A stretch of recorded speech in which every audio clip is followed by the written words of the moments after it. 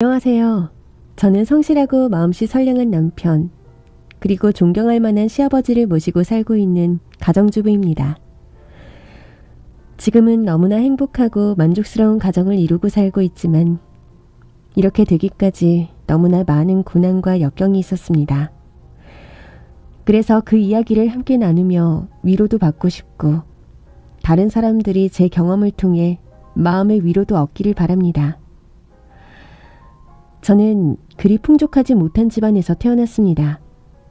그럼에도 한 가지 특별한 것이 있다면 저희 아빠였습니다. 어린 시절 제 기억에 남아있는 아빠는 굉장한 미남이셨습니다. 아빠는 동네에서 소문난 미남이셨죠. 거기다 여자도 워낙 좋아해서 저희 엄마와 결혼하여 저를 낳은 후에도 오는 여자 막지 않고 가는 여자 잡지 않는 자유로운 영혼이셨습니다. 그러다 보니 아빠의 주변에는 항상 여자가 끊이지 않았고 여자 문제, 스캔들도 많았습니다. 지호야, 이리 잠깐만 와볼래? 이거 아줌마가 선물 받은 초콜릿인데 지호 먹을래? 그래, 하나 더 줄까? 아까 보니까 엄마 어디 나가시는 것 같던데 장 보러 가신 거지? 다른 게 아니고 아줌마가 지호 아빠한테 할 이야기가 있는데 엄마가 알면 안 되는 비밀 이야기라서 지호도 비밀, 알지? 그러니까 지호가 아빠 좀 살짝 불러줄래? 그리고 엄마한테는 아줌마가 아빠 불러달라고 한 거 이야기하면 안 된다? 이건 지호랑 엄마랑 비밀이야. 그렇게 뭐가 뭔지도 모르던 어린 시절 저는 초콜릿 한 개, 과자 한 봉지에 의도치 않게 엄마를 참 많이 배신했습니다. 그리고 그게 어떤 행동인지 알게 될 무렵에는 어느새 아빠의 바람에 익숙해져 버렸습니다. 아빠는 자신이 핀 바람 때문에 소문이 났고 자신이 피지 않은 바람 때문에도 소문이 났습니다. 그렇게 아빠는 항상 문제의 중심에 있었죠. 그런데 웃긴 건 아빠를 두고 싸우는 여자들의 다툼에 정작 엄마는 끼어있지 않다는 것이었습니다. 어느 날은 시장통을 지나오다가 아빠를 가운데 두고 머리끄댕이를 잡고 싸우는 친구 엄마 둘을 보기도 했고, 어느 날은 술 취한 아빠를 가운데 두고 사이좋게 양쪽에서 팔짱을 끼고 지나가는 뒷집 아줌마와 아랫집 아줌마를 보기도 했었습니다. 또 어떤 날은 아줌마들이 우르르 학교로 몰려온 적도 있었습니다. 아빠가 돈을 떼먹고 도망갔다며 아빠가 어디 있는지 당장 말하라며 난리를 쳤지만 저는 그 말을 믿지 않았습니다. 아빠는 돈이 필요 없는 사람이었거든요. 아빠에게 무엇 하나라도 더 해주려고 하는 여자들이 줄을 섰는데 돈이 필요할 일이 있을 리가요. 집에 생활비라도 가져다 주면 모르겠지만 제가 알기로 아빠는 집에 생활비를 가져다 준 적은 손에 꼽을 정도라고 했으니 빚을 졌을 리도 없죠. 아마 그 아줌마들도 아빠가 자기를 만나주지 않자 그런 치사한 짓까지 했던 것이라고 생각합니다. 그러다 보니 엄마도 아빠한테 질려서 이혼을 하고 싶어 했지만 이혼도 사람을 찾을 수 있어야 할 수 있는 것이었습니다. 아빠는 엄마와 이혼을 할 수 있을 정도로 집에 붙어있지를 않았습니다. 결국 엄마는 아빠가 다른 어떤 여자의 집에서 객사했다는 경찰의 연락을 받고서야 혼자가 되실 수 있었습니다. 그런 엄마와 아빠를 보고 자라서 그랬을까요? 어렸을 때부터 저의 이상형은 딱 한 가지였습니다. 잘생기지 말 것. 절대 미남은 접근 금지. 잘생긴 남자는 얼굴값을 하고 그것은 최악의 남자다. 그러니 잘생긴 남자는 절대 싫음. 그 한 가지는 단호했습니다. 그런데 문제는 제가 그런 아빠의 유전자를 이어받아 꽤 미인이라는 것이었습니다. 아니, 솔직히 꽤 예쁜 편입니다. 지나가는 남자들 10명 중에 9명쯤은 돌아볼 정도의, 그 중에 3명은 망신을 당하더라도 한 번쯤 용기를 내서 말을 걸어보고 싶을 정도의 외모랄까요? 거기다 제 실제 성격과는 전혀 관계없이 조금은 쉬워 보이는 잘 넘어갈 것 같이 생긴 남자를 아주 좋아하게 생긴 그런 분위기까지 풍긴다는 것이었습니다. 그러다 보니 외출을 한 번 해도 수많은 대시를 받았는데 문제는 그렇게 말을 걸 정도의 용기가 넘치는 남자들의 외모였습니다. 보통 여자의 외모에 반해 자신있게 말을 걸 정도의 남자들은 자신의 외모에도 어느 정도 자신이 있는 남자였습니다. 그러니 결국 저는 수많은 남자들에게 대시를 받았고 그 남자들은 대부분 상당히 꽃미남이었습니다. 한마디로 제 이상형과는 거리가 아주 먼 남자들만 주변에 우글거렸죠. 어쩌다 제 취향의 얼굴인 순박해 보이면서도 수수해 보이는 외모의 남자는 제가 말이라도 걸면 무엇에 놀란 듯 도망쳐버리기 일쑤라 제대로 말 한마디 못해보면서 지냈습니다. 그러다 보니 저는 제 의도와는 상관없이 강제로 모태솔로로 지내길 20년. 강제 솔로 생활만 하다 보니 할 게 공부밖에 없어서 참 열심히 공부를 했고 그 결과로 좋은 성적을 받아 좋은 대학에 들어가게 되었습니다. 그렇게 대학에 들어가기 전 저는 아주 마음을 단단히 먹었습니다. 이제 솔로를 탈출한다. 아름다운 캠퍼스, 멋진 대학생활. 나의 이상형과 알콩달콩 멋지게 연애하며 즐겁게 보내자.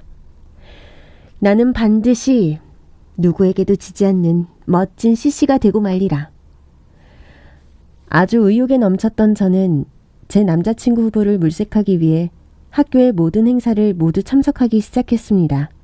동아리도 잔뜩 들고 남자들이 많이 들을 것 같은 수업 위주로 시간표도 짜고 학교 행사란 행사는 모두 앞에 나가서 으쌰으쌰 적극적으로 활동했습니다. 그러나 마음이 앞서 너무 튀게 행동했던 것이 문제였을까요? 학교에는 이미 저도 모르는 소문이 돌고 있었습니다. 국문과에 이지우라는 엄청난 미인이 있는데 아직 솔로라더라. 그러니까 누구든 먼저 고백하는 게 임자다. 와, 제가 그렇게 남자가 부족하게 생겼던 걸까요?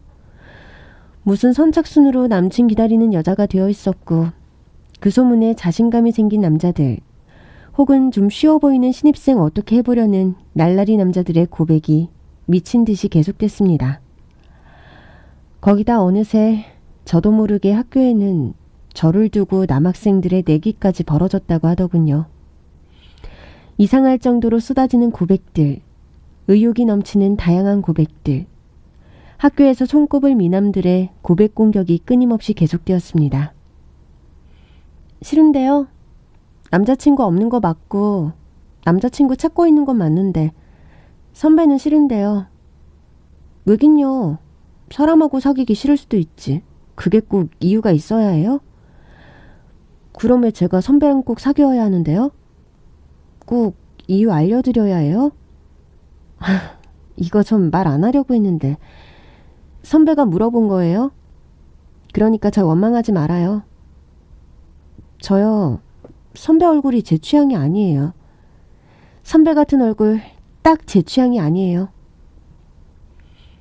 그런 고백들에 지쳐서일까요? 저는 어느 순간 도저히 참지 못하고 질러버리고 말았습니다. 특히 그날 고백한 선배는 정말 제 취향에 딱 아닌 느끼하고 잘생긴 남자 선배였습니다. 허여멀건하고 곱상하게 생긴 것이 해프게까지 생겨서 여자가 줄줄줄 따르다 못해 하루에도 몇 탕씩 바람을 충분히 필 것 같아 보이는 남자였거든요. 정말 저런 남자와 사귄다는 생각만 해도 아찔할 정도였습니다. 그리고 그 이후 제 학교 생활은 제대로 망해버렸습니다. 전 분명히 제 취향이 아니라고 했던 건데 도대체 어떻게들 말이 퍼진 건지 이지우 쟤한테는 아이돌급 외모거나 탑 모델급 정도가 아니면 들이대지 말아라. 개망신을 당하고 인간 취급도 못 받아서 충격받은 남자들이 재기불능이 되어버린다. 그러니 눈도 마주치지 말고 말도 걸지 말아라. 라는 전설 아닌 전설이 생겨버린 것이었습니다. 네, 그렇게 대학생이 되면 이상형을 만나 야무지게 연애 한번 해보겠다는 저의 야심찬 계획은 처참하게 뭉개졌습니다. 그 후로는 그냥 다 망했습니다. 그냥 다요.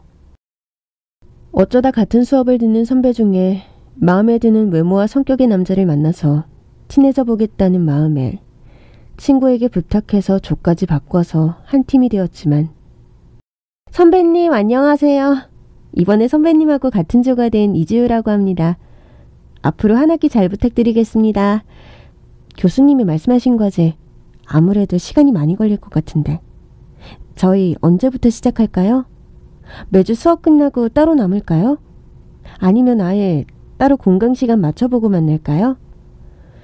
그러나 그 선배는 단호하게 자기가 혼자 알아서 모든 과제를 하고 이름까지 올려줄 테니 걱정하지 말라며 저를 차단해버리고는 수업 시간에 만나 절대 그럴 수 없다는 저를 피해서 결국 수업을 포기해버렸습니다.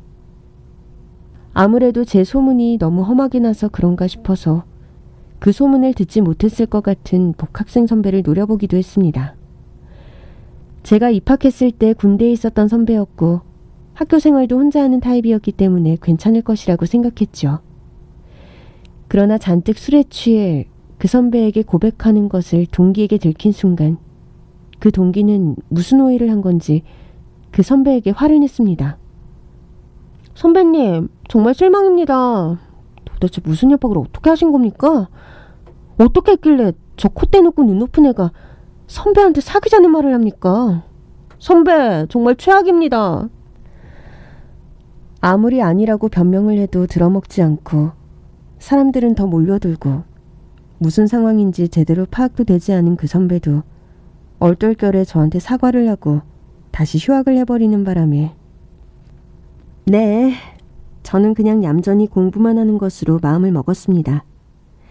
그 선배한테 미안하다고 따로 연락을 해보려고 했지만 이번에도 단호하게 차단을 당했더군요.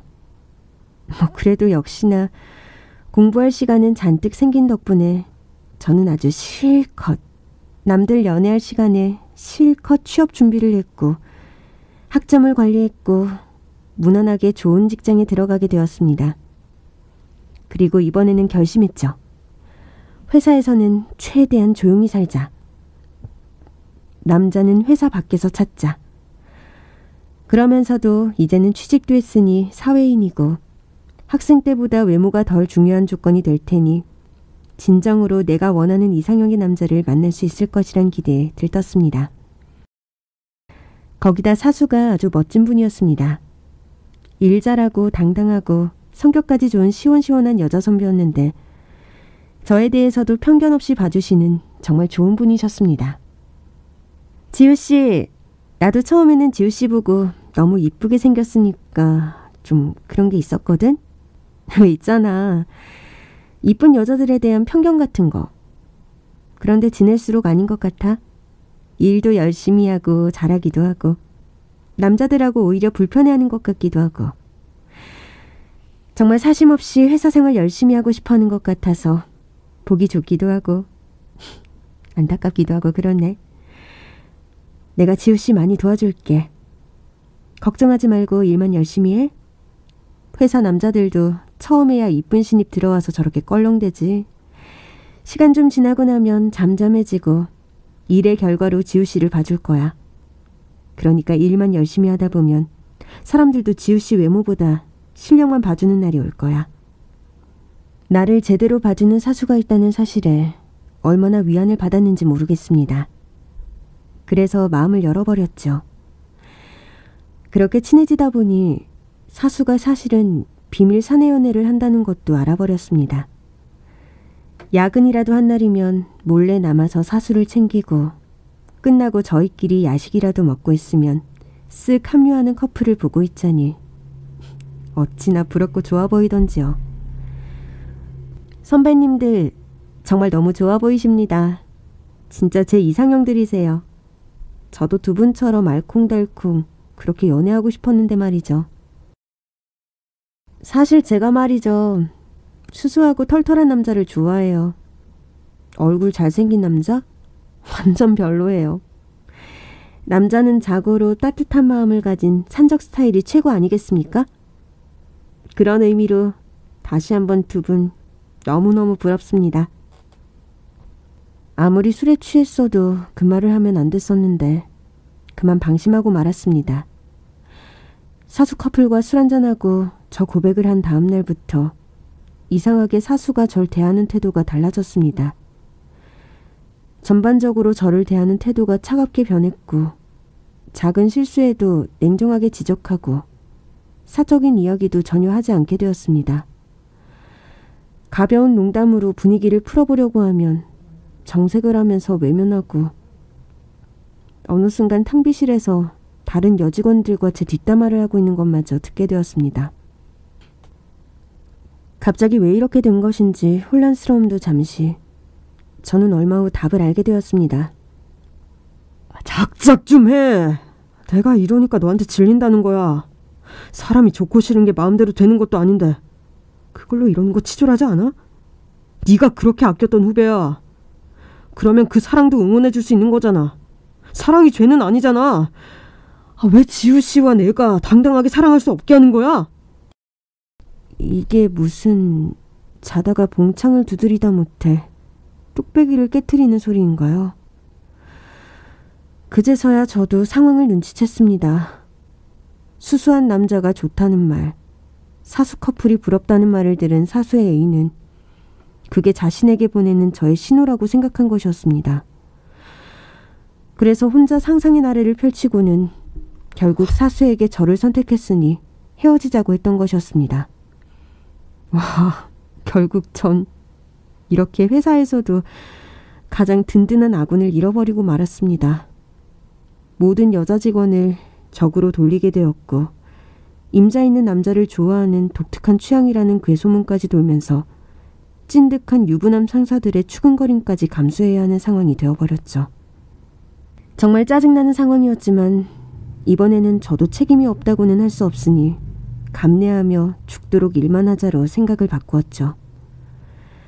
그러다 보니 이러다 정말 제대로 된 연애 한번 못해보고 죽는 것은 아닌가 심란한 마음만 가득해졌습니다. 남들은 멀쩡한 외모, 좋은 직장, 나쁘지 않은 성격을 가지고 왜 남자가 없냐고 하는데 그런 제 속은 오죽했겠습니까? 통장에 잔고는 쌓이는데 같이 놀아줄 동성 친구도 없고 데이트할 남자친구도 없고 정말 쓸쓸한 하루하루였습니다. 회사에서도 일에만 열중하다 보니 일주일에 반 이상 칼퇴근하는 상황이 벌어졌지만 일찍 퇴근해도 할 일이 없다 보니 종종 엄마를 도와드리러 가게 되었습니다. 엄마는 그때 한 건물에서 청소 일을 하고 계셨습니다. 이제 저도 회사에 다니니 일을 그만하셔도 된다고 했지만 그래도 평생을 부지런히 일을 해오신 분이라 몸이 움직일 때까지는 무슨 일이든 하고 싶다고 하셨고 저도 더는 말리지 못하고 있는 상황이었습니다. 이모님들 그렇게 무거운 거 드시다가 다치기라도 하시면 어쩌시려고요. 그럴 때는 저 부르시라니까요. 더운데 시원하게 이거 드시면서 잠시 쉬시면서 하세요. 이모님, 이건 제가 해놓을 테니까 식사하고 오셔도 되세요. 어느 날부터인가 엄마를 도우러 가면 자주 눈에 보이는 남자가 있었습니다. 그런데 정말 보면 볼수록 제 취향인 것입니다. 처음에는 얼굴이 제 취향으로 못생겨서 관심이 갔는데 어른들한테 하는 행동이 너무 싹싹하고 예의 바르면서도 반듯했고 항상 웃는 그 얼굴이 좋았습니다.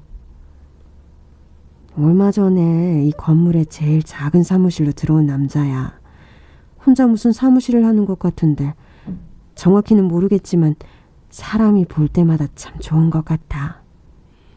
엄마의 확신까지 더해지고 나니 저의 관심은 점점 더 그 남자에게 향했습니다.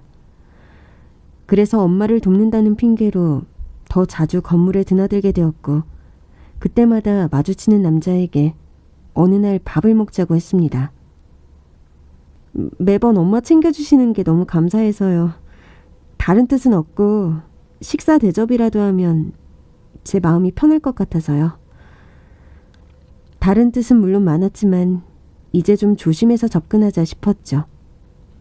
그러나 식사하면서 시간을 보내다 보니 유머 취향까지 딱 맞는 것이 정말 이 사람이다 싶었죠. 그래서 그냥 질렀습니다. 저희 사귈래요? 그 남자는 당황해하면서도 우선 만나보자는 제 제안은 거절하지 않았습니다. 그렇게 드디어 저의 첫 연애가 시작되었습니다. 정말 세상 행복하더군요. 좋아하는 사람이 생기고 알콩달콩 연애를 하다 보니 세상 모든 것이 아름답게 보였습니다. 회사에서 저에게 짜증내는 사람도 시비 거는 사람도 다 아무렇지 않게 느껴졌습니다. 부지런히 일하고 퇴근 후에는 엄마를 도와드리러 가서 남자친구를 만나 데이트도 하고 일이 끝나고는 가볍게 야식도 먹고 그게 그렇게 즐거울 수가 없었습니다. 저는 컴퓨터 배경화면을 저와 남친의 다정한 사진으로 바꿔놓았고 제 남친의 모습을 본 회사 사람들은 진짜 남친이냐고 물으면서도 드디어 연애를 시작한 저에게 관심을 조금씩 끄는 듯 보였습니다. 그날 전까지는 말이죠. 지우씨, 저랑 결혼해 주십시오. 저는 지금까지 제 돈을 보고 달려드는 여자들만 봤기 때문에 결혼 따위 포기하고 있었습니다. 그런데 제 순수한 모습을 보고 사랑해주는 지우씨를 보니 정말 행복이 뭔지 알게 되었습니다. 그동안 말을 못했지만 지금 지우씨 어머님이 청소해주시는 그 건물과 그 뒷건물, 그거 저희 아버지 겁니다. 제가 외동이라 나중에는 다 물려받을 예정입니다. 그러니 지우씨가 원하는 건 그것 정도는 제가 충분히 만족시켜드릴 수 있을 겁니다. 지우씨, 그러니 저와 결혼해 주십시오. 어느 날 퇴근길, 회사 앞에서 기다리고 있던 남친은 제가 본 적도 없는 몇 억짜리 스포츠카를 몰고 와서 천송이 장미와 신상 명품백들, 명품 반지를 내밀며 프로포즈를 했습니다. 야, 저봐. 내가 잠깐 속았다. 그 얼굴을 보고 사랑 어쩌고 하더니 진짜 여우는 뭐가 달라도 다르네. 와, 건물주 아들? 진짜 실속 있게 제대로 골랐네. 저러니 회사에서 대쉬하는 남자들이 눈에 들어왔겠어? 억울했습니다. 진짜 그 남자의 얼굴이 내 취향이었고 엄마한테 잘하는 그 마음에서 시작한 사랑이었는데 왜 또 제 사랑은 이런 식으로 오해를 받아야 하는 건지. 사수를 중심으로 저를 욕하는 사람들이 늘어났고 저는 너무 화가 났습니다. 누가 건물주 아들 하래? 왜 날 속인 건데? 결혼? 나랑 결혼하고 싶으면 호적파고 와. 나랑 동등하고 똑같은 조건으로 다시 프로포즈 하라고. 명품백이 왜 필요한 건데? 당장 환불해! 남친은 자신의 아빠가 건물주라 차일 줄은 상상도 못했다며 당황해서 어쩔 줄 몰라 했고 저도 그렇게 질러는 놨지만 남친을 사랑하는 마음이 너무 커서 마음이 아팠습니다. 결국 저는 남친에게 약속을 받고 프로포즈를 받아들이기로 했습니다. 앞으로 건물주 아들이네 뭐네 하면서 나한테 갑질할 생각 꿈에도 하지 마. 결혼은 자기가 모아놓은 돈하고 내가 모아놓은 돈으로 할 거야. 앞으로도 일 계속할 거고 당신도 맞벌이니까 집안 살림도 딱 나눠서 할 거야. 아버님 건물이라고 해도 월세 꼬박꼬박 내고 그거 불편하면 아예 다른 건물로 빼서 사무실 옮기고. 남자친구는 무슨 조건도 다 받아들이겠으니 결혼만 해달라고 매달렸고 결국 저희는 결혼을 하기로 결정했습니다. 그러나 상견례 자리에서도 일이 터지고 말았습니다. 건물주이시자 시아버지가 되실 분은 그간의 사정을 듣고 저를 예쁘다 해주셨지만 시어머니는 전혀 아니셨습니다. 아들, 넌 정말 꾸준히 여자 보는 눈이 없기도 없다. 그렇게 당해놓고도 저런 애를 또 데려왔니? 저의 얼굴을 봐. 저런 애가 네가 좋다는 걸 또 믿어. 네가 건물주 아들인 걸 몰랐다고? 그걸 어떻게 몰라? 거기다 제 엄마가 우리 건물에서 청소했다며. 다 계획된 거라고. 처음부터 다 알고 접근한 거라고. 아유, 정신 차려 이 자식아. 명품백 선물이 필요 없다고 했다고? 세상에 그런 여자는 없어. 그런 가식에 속고 싶니? 네가 그러니까 자꾸 여자한테 속고 당하는 거야. 그런 애가 명품백이 필요 없다고 하는 이유가 뭐겠니? 그깟 걸로는 눈에도 안 찬다는 거 아니야. 그냥 우리 집을 아예 꿀꺽 먹겠다는 거라고. 두고 봐라. 쟤 너랑 결혼한 순간 네 이름으로 엄청난 생명보험을 왕창 든 다음에 널 죽이고 그 보험금하고 재산을 꿀꺽 하려고 할지도 몰라. 아니면 저렇게 생긴 애가 너같이 못생긴 애랑 얼굴 맞대고 살 맞대고 자식까지 낳고 살겠다고 하는 거라는 말을 믿어? 쟤 결혼하고 나면 네 돈으로 어리고 잘생긴 놈하고 바람 피려고 그러는 거야. 도대체 언제까지 이렇게 순진하려고 그래? 내가 너 같은 못생긴 얼굴로 세상 살아가려면 똑똑해져야 한다고 했어, 안 했어? 여자 조심하라고 했지? 여자 조심하고 얌전히 지내면 엄마가 적당한 여자 찾아준다고 했잖아. 왜 그걸 못 참고 매번 이러니 정말. 우와, 정말 무시무시한 시어머니였습니다. 아무리 자기 자식한테 하는 이야기지만 못생겼다는 말을 어찌나 그렇게 자연스럽게 하고 처음 사돈이 있는 자리에서 돈 노리고 접근한 꽃뱀이라는 소리가 술술 나오는지요. 아주 경악스럽더군요. 너 무슨 생각으로 우리 아들이랑 결혼하겠다고 하는지 내가 뻔히 보이는데 꿈도 꾸지 마. 이게 건물주 아들한테 시집 왔다고 네 팔자 피겠다고 생각하겠지만 어림도 없어. 우리 죽기 전에는 그 돈 한 푼도 니들한테 안 줄 거야. 죽은 다음에도 어림없지. 우리가 다 쓰고 죽을 거라고. 그러니까 헛된 꿈 꾸지 말고 당장 떨어져.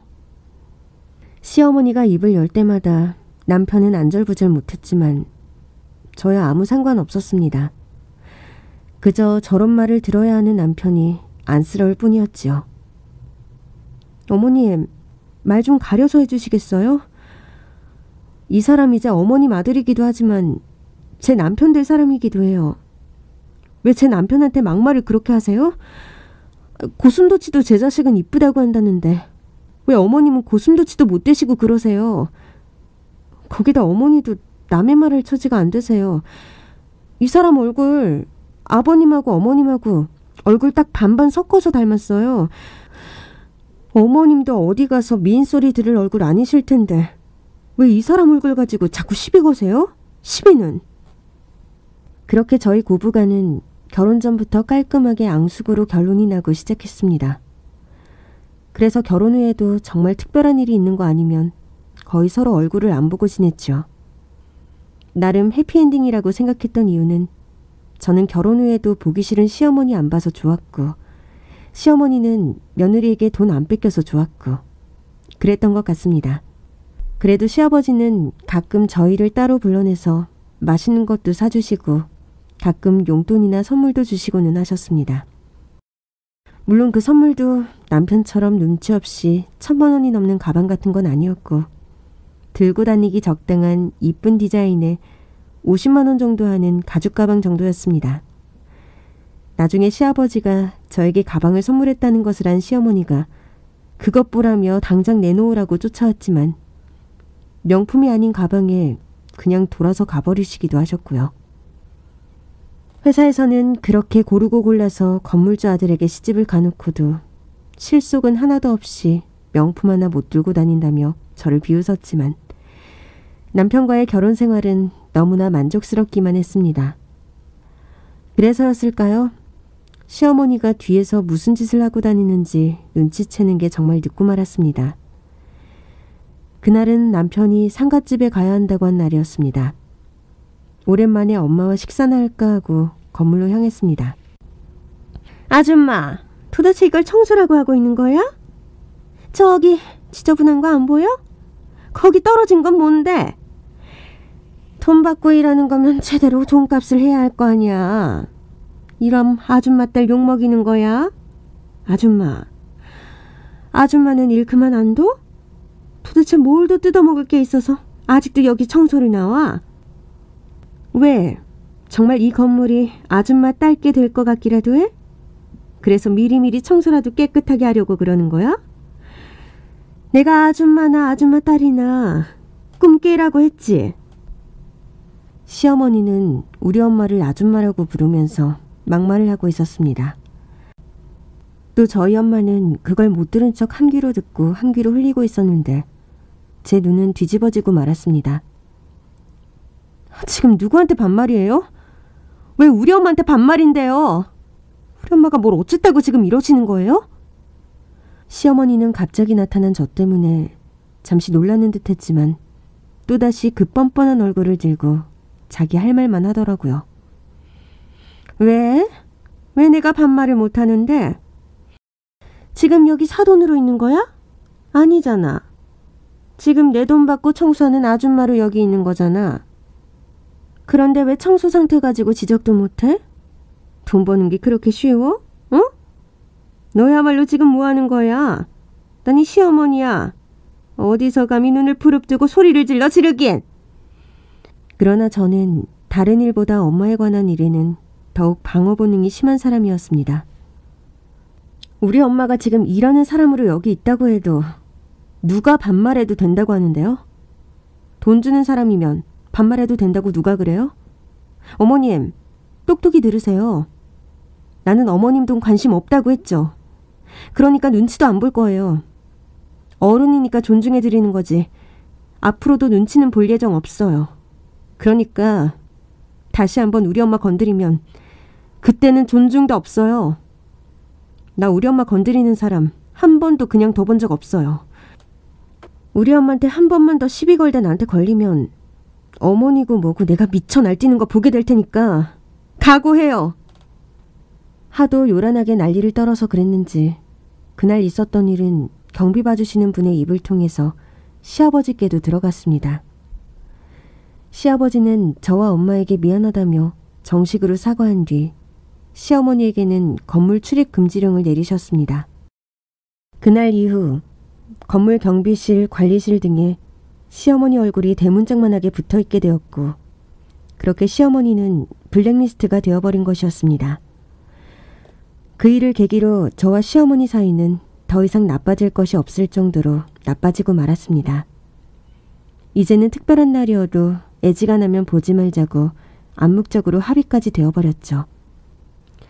서로 보지도 않고 마주쳐도 말도 걸지 않고 따로 연락은 당연히 하지 않았죠. 그러나 그 즈음하여 몸 상태가 좋지 않았던 시아버지가 병원에 입원하시는 일이 생겼습니다. 평소 당뇨를 앓고 계셔서 이것저것 약이며 음식이며 챙길 것이 많고 남편의 말로는 시어머니가 살뜰히 잘 챙기는 편이라고 하는데도 증상이 좋아지지 않더니 결국 살짝 몸이 떨리면서 풍의 전조 증상까지 보이게 된 것이었습니다. 아버님, 이왕 이렇게 된 거 당분간 병원에 계시면서 제대로 치료를 받아보시면 어떠세요? 답답하시겠지만 그래도 병원에서 제대로 된 관리를 받으시면 아무래도 좋아지지 않으시겠어요? 그러나 오랜만에 마주친 시어머니는 여전히 저랑 맞지 않는 사람이었습니다. 얼씨구, 효부 났네, 효부 났어. 너는 도대체 내 말을 뭘로 듣는 거니? 이렇게 착한 며느리인 척해도 너한테 떨어질 거 하나도 없다고 했지? 왜 시아버지 걱정하는 척을 하는 건데? 걱정하는 척을. 네가 신경 안 써도 내 남편 내가 잘 챙기니까 너는 신경 쓰지 마. 이게 진짜 왜 이렇게 오지랖이야? 며칠 병원에서 지내면서 시아버지의 상태가 확실히 좋아졌지만 시어머니는 자신이 간병하기에 집이 편하다며 극구 시아버지를 퇴원시키려고 들었습니다. 그 모습을 보면서 그래도 시아버지는 살뜰히 책임지려고 하는 모습 같아서 내가 혹시 시어머니를 오해하는 것은 아닌가 하는 생각이 들더군요. 이런저런 생각에 잠이 들지 못했는데 그때 메시지 하나가 도착했습니다. 자기, 징그러운 왼수 이제 겨우 잠들었어. 금방 나갈게. 자기 지금 어디야? 우리 어디서 만나? 지긋지긋한 성추행 메시지였습니다. 결혼하고 좀 잠잠해지는 듯 하면서도 늦은 시간이면 미친 병들이 도는지 누군지 알지 못하겠는 상대에게 종종 이런 추잡한 메시지들이 오곤 했습니다. 안 그래도 머리가 복잡한데 완전히 빡이 치더군요. 도대체 어떤 미친 새끼가 또 수작을 거나 싶어서 쌍욕으로 답을 할지 그냥 차단하고 무시하는 게 맞는 건지 고민하고 있는 사이에도 메시지가 계속 도착했습니다. 자기야, 자? 내가 너무 연락이 늦은 거야? 자기야, 자기야. 응답하라, 자기야. 나 지금 씻었는데.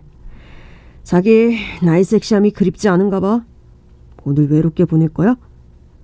나는 하루라도 자기 없으면 안 되는데 자기는 오늘 내가 없어도 되나 봐? 설마 내가 늦게 연락해서 삐진 거야? 에이, 그러지 말자. 내가 오늘 서비스 끝내주게 해줄게. 풀코스로다가 자기 원하는 서비스 다. 뭘 원하십니까?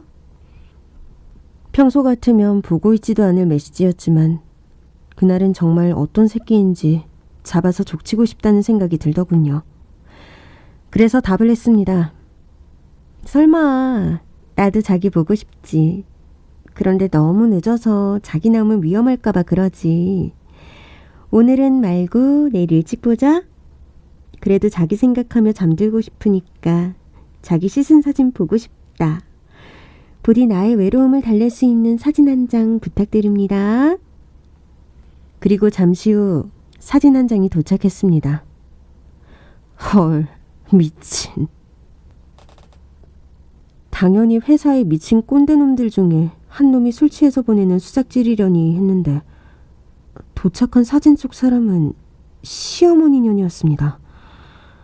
반쯤 벗고 눈은 풀어진 채 찍은 셀카를 보고 있자니 당장이라도 오바이트가 나올 것 같았습니다. 그리고 순간 뭔가 감이 잡혔습니다. 이런 일 너무 익숙했습니다. 아니, 더 정확히는 너무 많이 당해본 일이었습니다. 아빠와 그 아줌마들, 거기에 시어머니 모습이 겹쳐졌습니다.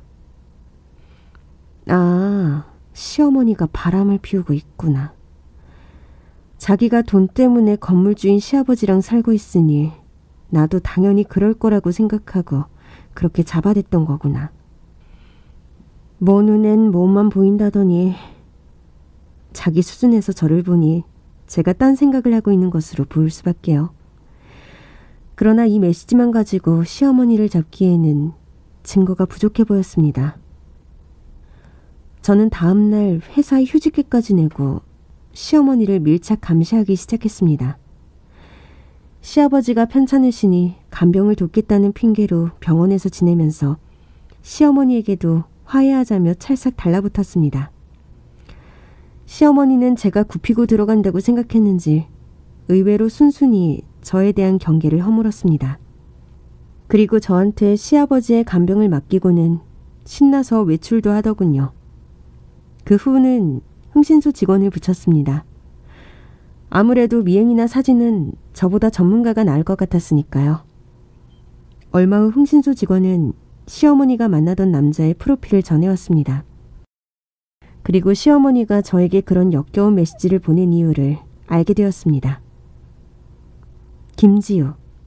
시어머니가 바람 피우는 상대의 이름도 저와 똑같더군요. 평소 저와 통화를 한 적이 없으니 제 전화번호를 입력한 것도 잊고 있었는지 며느리를 이름으로 저장해놓고는 자기가 바람 피우는 상대와 헷갈려서 그런 더러운 메시지를 잘못 보낸 거였더군요. 거기다 그 바람남은 전문적으로 여자에게 돈을 뜯어내는 제비였습니다. 진짜 자기 애인은 집에다 숨겨두고 시어머니와 비슷한 연배의 여자들을 몇 명이나 만나면서 돈을 뜯어내고 있었습니다. 그러나 그걸 모르는 시어머니는 그 제비에게 완전히 빠져서 시아버지가 돌아가시고 나면 그 돈으로 그 제비와 새로운 시작을 할 생각에 들떠 있었던 것입니다. 그러니 당연히 시아버지의 약이나 음식을 제대로 챙길 리 없고 시아버지의 병은 계속 악화되고 있었던 것입니다. 모든 증거를 손에 넣은 저는 시아버지의 건강 상태가 걱정되어 어떻게 할지 고민했지만 남편과 상의 후 모든 것을 다 밝히기로 했습니다. 그래, 이혼해. 이렇게 된 거 그냥 깔끔하게 이혼하자고. 나도 이혼하고 재산 분할해서 새 출발하면 더 좋아. 그런데 당신 인생 불쌍해서 끝까지 참아주려고 한 거야. 당신 같은 사람은 모르겠지만 나는 이혼만 하고 나오면 같이 살자고 하는 사람이 줄을 서 있다고. 그러니까 이혼하자. 나도 이제라도 좀 인간같이 생긴 사람하고 살 부대끼면서 좀 살아보자고. 그러나 모든 것이 들킨 후에도 시어머니는 당당하기만 했습니다. 무식하면 용감하다는 걸 듣기는 했지만 정말 굉장한 시어머니였습니다. 어머님, 설마 지금 이혼하고 나면 재산 분할이 가능할 거라고 생각하시는 거세요? 이렇게 다른 남자를 만나고 다닌 증거가 차고 넘치는데 무슨 재산 분할이요. 오히려 그동안 어머니가 그 남자한테 선물이라고 아버지 물건을 훔쳐다 가져다 준 거, 그거 신고하면 어머님이나 그 남자나 경찰에 잡혀가요. 그 남자 그 소리 듣자마자 당장 잠수 탈 테니 용서해달라면서 싹싹 빌고 자기 진짜 애인하고 도망간 지 오래예요. 설마 그 남자가 정말 어머니를 사랑이라도 한다고 생각한 거예요? 그 남자가 어머님이 돈 한 푼 없이 이혼당하고 쫓겨나도 받아주고 같이 살아주기라도 할 것 같으셨던 거예요? 어머니, 정신 차리세요. 그 남자는 어머님 사랑 안 해요. 어머니 돈, 아니 어머님이 훔쳐서 가져다 준 아버님 돈을 사랑하는 거예요. 그런데 이제 어머님 그 돈도 없잖아요. 이제 이 세상에 어머님 사랑하는 사람은 없어요. 하물며 이제 어머님 자식인 이 남자도 어머님 사랑 안 한대요. 자기 아버지 죽이려고 한 어머니를 어떻게 사랑하겠어요? 칼 들고 사람 찌르는 것만 살인이 아니에요. 지금 어머님이 하고 계시는 것도 살인하고 다를 바가 없다고요. 제 이야기를 들은 어머니는 그래도 정신을 못 차리고 비명을 질러대기 시작했습니다. 마치 미친 사람 같았습니다. 아니야, 아니라고. 그 사람은 날 사랑해. 우리는 사랑한다고. 도망? 다들 우리가 부러우니까 질투가 나서 그러는 거지? 시아버지 꼬라지를 봐. 저렇게 못생긴 남자랑 몇 년간 억지로 참고 살 부대끼면서 살았다고. 그런데 저렇게 생긴 주제에 또 얼마나 건강한지. 네 시아버지가 매년 건강검진 결과를 가져올 때마다 내가 얼마나 화가 났는지 알아? 내가 오죽하면 이러겠냐고. 그렇게 인내하고 살았으면 나도 하늘에서 복을 내려줘야 할 거 아니야. 그럼 나한테도 보상이 있어야 할 거 아니냐고. 이제 돈이라도 챙겨서 나 좋다는 잘생기고 어린 남자랑 잘 살아보겠다는데 뭐가 문제야? 너도 이제 살아봐. 지금이야 내 아들이 물려받을 돈이 있으니까 그 돈 보고 참고 살겠지만 그게 얼마나 갈 것 같아? 너도 내 나이 될 때까지 저 못생긴 놈하고 살아봐. 자식 낳고 살다가 건강까지 하다는 소리 들으면 무슨 생각이 들지? 그러니 다른 사람은 몰라도 넌 날 이해해야 하는 거야.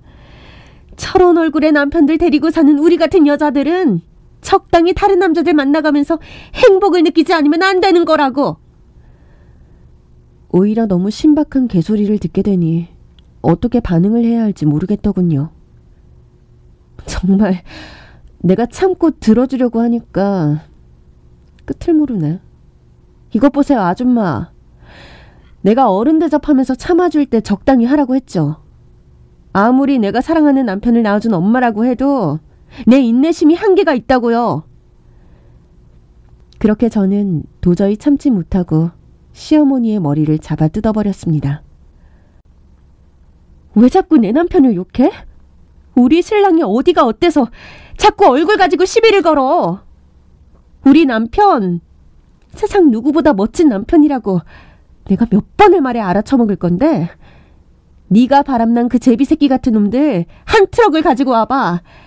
내가 우리 남편하고 바꾸나. 그렇게 한바탕 드자비를 하고 옆에서 보고 계신 시아버지에게 선언했습니다. 아버님, 저 정말 아버님 재산 하나도 필요 없어요. 이 사람 하나면 충분하다고요. 당장 모든 재산을 사회에 환원해버리세요. 그래도 제가 이 사람 사랑하는 마음이 변하지 않으면 저 여자도 그때는 인정을 하겠죠. 그럼 저 입 좀 다물지 않겠어요? 물론 그 와중에도 남편은 눈치 없이 절 말리더군요. 여보, 그건 아닌 것 같아. 엄마 말이 맞아. 혹시라도 나중에 우리가 아이를 낳았는데 운이 나쁘게 그 아이가 날 닮으면 어떡해. 그럼 돈이라도 많아야지. 그래야 우리 원망 안 할 거 아니야. 마음이 찢어졌습니다. 아니 도대체 이 착하고 선량한 남편을 왜 이렇게 주눅들게 만들었는지 정말 시어머니라는 여자가 미친 듯이 싫었습니다. 뭐가? 우리가 낳은 애면 당신을 닮아야지. 지금 무슨 소리를 하는 거야? 나는 당신 닮은 애를 낳고 싶어서 당신이랑 결혼한 거라고. 당신처럼 착하고 선량하고 순박하고 진실하고 배우자에게 진실하고 충실한 사람. 그런 사람이 좋아서 결혼한 거고 내 자식한테도 그런 아빠를 줄 거라고. 우리 자식이 당신 닮으면 감사한 거지. 왜? 자식한테 물려줄 게 왜 돈이야? 왜 돈뿐이냐고. 사랑을 주고 보살핌을 줘야지. 저런 헛소리 짓거리는 부모가 아니라 애정을 주고 마음을 줘야지. 그게 부모지. 당신은 저런 이상한 엄마 밑에서도 이렇게 잘 자랐잖아. 그게 얼마나 대단한 건지 모르겠어? 난 그런 당신을 꼭 닮은 아이를 낳고 말 거야. 그 순간 옆에서 모든 것을 듣고 있던 시아버지가 결국 입을 여셨습니다. 됐다. 그만하자. 난 이혼 안 할란다. 그리고 경악하는 표정으로 쳐다보는 저희와 그것 봐, 내가 이런 여자야 란 의기양양한 표정을 짓는 시어머니에게 선언했습니다. 어차피 네 시어머니는 유책 배우자니 내가 안 한다고 하면 이혼 못한다. 그러니 이혼 안 하고 살련다. 누구 좋으라고 이혼을 해주냐? 어림도 없지. 그래도 이대로 살다가 혹시라도 내가 잘못되면 저 여자한테 내 재산 가는 것도 못 보겠으니 지금 당장 변호사 불러라. 이렇게 된 거 내 앞으로 된 재산 일찍 증여해야겠다. 내 아들한테 줘도 네 어머니라고 그 재산이 갈 수 있으니 며느리 너한테도 돌려주마. 내가 지켜보니 너는 믿을만할 것 같아. 그러니까 이 재산 가지고 우리 아들하고 하고 싶은 거 펑펑 하면서 살아라. 그리고 당신 이제 내가 한 달에 생활비로 100만 원씩 줄 테니까 그걸로 생활하고 그 제비한테 가져다 주느라 쓴 카드 값도 알아서 갚아. 앞으로는 카드도 정지고 집에서 일하는 사람도 안 불러줄 거야. 그 생활비 100만 원도 집안 살림 제대로 하면 줄 거고 제대로 안 하면 그 돈에서 까고 일하는 사람 부를 거니까 알아서 해. 물론 시어머니는 그 말을 비웃으며 자기가 왜 그렇게 사냐면서 돈 없는 시아버지 옆에 자기가 왜 있냐며 당장이라도 나가면 자기 좋다는 남자 줄을 선다고 자신 있어 했습니다. 그러나 돈 없는 늙고 평범한 얼굴의 어머니를 어떤 남자가 상대해 주겠습니까? 그 후로도 한동안 시어머니의 난동은 계속됐습니다. 어느 날은 호스트클럽에서 돈 안 내고 소란 피우다가 무전 취식으로 경찰에서 연락도 오기도 했습니다. 합의금을 낼 때까지 경찰서에 갇혀 있어야 했고 저는 그 돈을 마련하기 위해서 시어머니가 가지고 있는 명품들을 싹 다 가져다 팔아서 현금으로 바꾼 뒤 가져다 줬습니다. 나중에 집에 와서 자신의 물건들이 모두 사라진 것을 알고 지랄 발광을 했지만 제가 알 바인가요? 얼마 후에 또 비슷한 일이 있었으나 그때는 가져다 팔 물건도 없어서 시어머니에게 차용증을 쓰라고 하고 합의금을 내줬습니다. 덕분에 지금 시어머니가 받는 생활비 100만 원은 이미 10년치가 저에게 차압을 당한 상황입니다. 물론 저는 인정이 있는 사람이라서 100만 원 모두를 뺏어가지는 못하고 한 달에 30만 원씩은 주고 있습니다. 그걸로 당연히 생활이 되지 않으니 봐달라고 빌며 매달리자 할 수 없이 저는 아버님께 부탁드려서 시어머님의 건물 출입금지를 풀어달라고 했습니다. 그래서 이제는 시어머니가 건물에서 청소를 하고 계십니다. 그럼 한 달에 100만 원을 받고 있는데 처음 해보는 일이라 엄청나게 힘들어하고 있습니다. 화장도 못하고 옷도 후줄근하게 입고 무거운 청소도구들을 끌고 건물 여기저기 청소를 하고 다니는 모습을 보니 정말 1년도 되지 않은 시간에 10년은 확 늙어 보이더군요. 그렇게 집에 돌아가면 집안일도 해야 하니 힘들긴 하겠지만 어쩌겠습니까. 빚이 아직 잔뜩 남아있는 것을요.